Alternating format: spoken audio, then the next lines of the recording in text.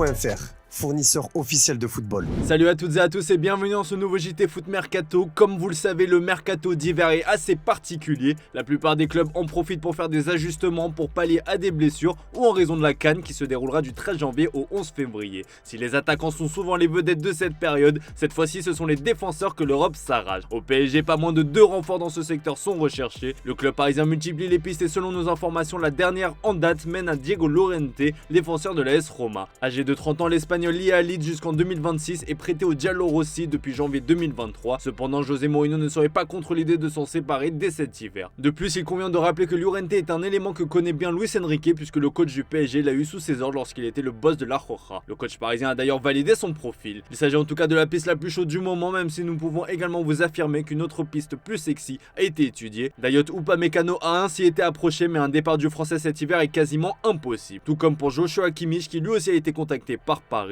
Selon Sport, ça discute toujours pour l'Allemand qui a cependant déjà écarté la piste du Barça. Ce sera soit le PSG, soit une prolongation avec le club bavarois. Le PSG et le Bayern sont aussi liés sur le dossier Nordi Mukiele. Polyvalent défenseur est la priorité de Thomas Tuchel. Le joueur serait emballé par l'idée de rejoindre le géant bavarois, mais le PSG ne le laissera pas filer sans avoir trouvé un remplaçant. Clairement, le secteur défensif est la priorité du Bayern Munich. La formation allemande serait aussi intéressée par Jonathan Klaus. Téléfoot révèle que la possibilité de reformer le duo Coman-Klaus en club plaît beaucoup aux dirigeants. Cette piste sera toutefois creusée cet été à un an de la fin de contrat de Klaus avec l'Olympique de Marseille. Les pistes sont nombreuses au Bayern, mais la marge de manœuvre est réduite, d'autant que le club munichois a déjà perdu la bataille dans le dossier Radu Dragusin. Comme l'explique Sky Sport Germany, le joueur a finalement privilégié l'option Tottenham. Attention également à ne pas perdre la main dans le dossier Mukiele, aussi pisté par l'AC Milan. La formation italienne cherche aussi la perle rare en défense. Le club milanais surveille particulièrement le marché en France, comme vous l'a révélé Lilian Brassier aussi dans le viseur du club lombard. Un intérêt confirmé publiquement par Geoffrey Moncada, responsable recrutement du club milanais. Mais les prétendants sont très nombreux pour les défenseurs du stade brestois. Clément Lenglet, en difficulté du côté d'Aston Villa, figure aussi parmi les pistes de l'AC Milan. Enfin, le Real Madrid est aussi à la recherche de la perle rare, surtout après les graves blessures d'Eder Militao et de David Alaba, tous deux victimes d'une rupture des ligaments croisés. Et c'est la carte jeune qui est étudiée par le club madrilène.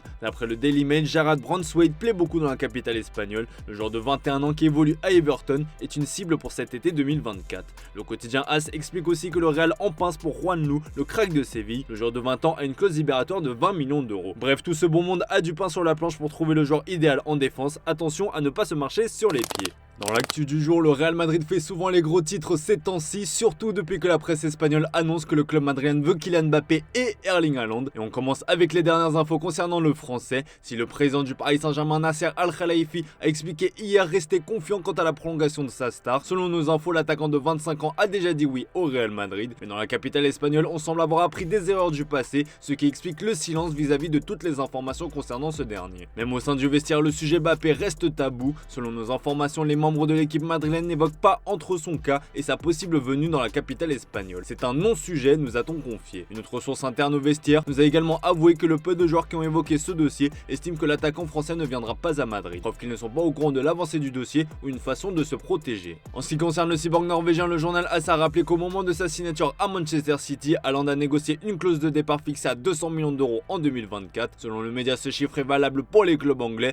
mais pour les autres, le montant se situe entre 100 et 150 millions d'euros. À ce prix, une offensive du Real Madrid est à prévoir. Malgré tout, The Sun nous apprend que Manchester City n'est pas du tout inquiet vis-à-vis de l'intérêt madrilène. Le média anglais indique qu'au sein de l'écurie anglaise, on ne panique pas à l'idée de perdre le meilleur buteur de l'effectif. La réponse de Manchester City est même la suivante, une contre-attaque en proposant un nouveau bail au cyborg qui est actuellement lié avec les Sky Blues jusqu'en 2027. Bref, un dossier qui semble aussi compliqué que celui de Kylian Mbappé. C'est d'ailleurs la question du jour les amis, le Real Madrid fait-il un bon choix en tentant de recruter Mbappé et Haaland? Comme d'hab, on attend vos avis dans les commentaires. Hier, on vous demandait ce que devait faire le Barça pour Joao Félix. Eh bien, vous êtes très partagés. Certains pensent que le Portugais colle totalement au style du Barça. D'autres pensent qu'en réalité, le problème vient du coach et du staff. En France, l'aventure de Nemanja Matic tourne au cauchemar. Le Serbe a le mal du pays et n'arrive pas à s'adapter à la vie bretonne. Malgré les solutions envisagées par le club, le Serbe veut partir et par tous les moyens. Selon les informations de West France, Matic est parti au bras de fer avec son club. Il n'est pas apparu en début de semaine à la Piverdière. Même ses affaires ont disparu du centre d'entraînement, à tel point que le club lui-même n'est pas certain que que le joueur de 35 ans soit toujours présent à Rennes en ce moment.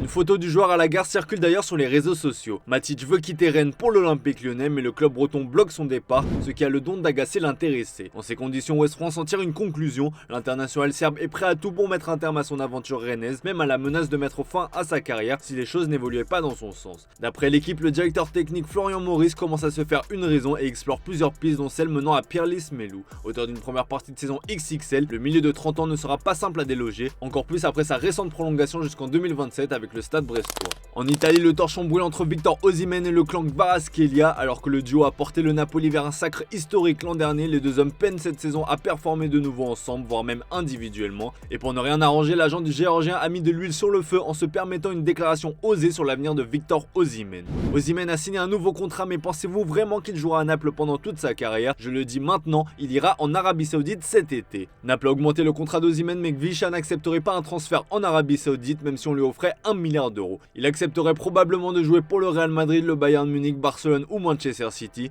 Kvisha a la volonté et différents objectifs, il veut réussir et il y parvient déjà à lâcher l'agent de Kvaratskhelia. Une sortie qui est évidemment arrivée aux oreilles d'Osimhen, qui a rétorqué de manière virulente par le biais de ses réseaux sociaux. Cher Mamoukaïou Gueli, tu es une saleté et une honte, je suis gêné par ton raisonnement imbécile, garde mon nom loin de ta bouche, a-t-il écrit. Une chose est sûre, l'ambiance promet d'être électrique au retour d'Osimhen de la CAN. Allez, on passe aux officiels du jour avec le retour de Timo Werner en première ligue. L'attaquant allemand est prêté à Tottenham jusqu'à la fin de saison avec la possibilité de transformer ce mouvement en un transfert définitif. Depuis le début de cet exercice, l'ancien attaquant de Chelsea n'occupait qu'un rôle secondaire au RB Leipzig où il était revenu à l'été 2022. À peine de retour d'un prêt infructueux à Leipzig, Fabio Carvalho quitte de nouveau Liverpool. Le milieu de 21 ans est de nouveau prêté. Il reste cependant en Angleterre où il passera les 6 prochains mois à l'étage inférieur du côté de Hull City, 7ème de Championship. Rémi Rioux a disputé ses dernières minutes sous les couleurs de l'Olympique Lyonnais lors du match de Coupe de France face à Pontarlier ce week-end. Le remplaçant d'Anthony Lopez, revenu au club à l'été 2022, quitte son club de cœur pour tenter une nouvelle aventure en Ligue 2 puisqu'il rejoint le Paris FC.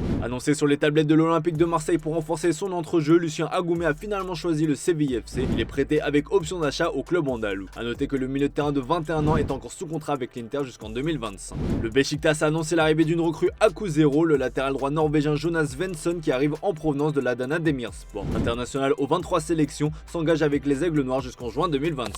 Allez, comme d'hab les amis, on se quitte avec l'image du jour. Le Real Madrid a reçu une légende de son club à l'entraînement, un certain Marcelo. L'occasion pour le Brésilien de retrouver certains de ses compatriotes comme Vinicius Junior ou encore Rodrigo, mais aussi de découvrir la nouvelle star Jude Bellingham. Marcelo a aussi semblé très content de retrouver son vieil ami Modric. Je vous laisse mater ces belles images. Excellente soirée à vous et à demain pour un nouveau JT sur Foot Mercato.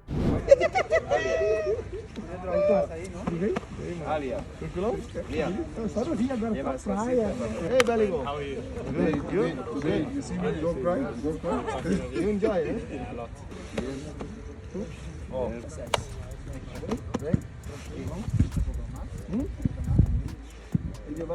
¿Qué tal la calidad, mister? ¿Buena o regular?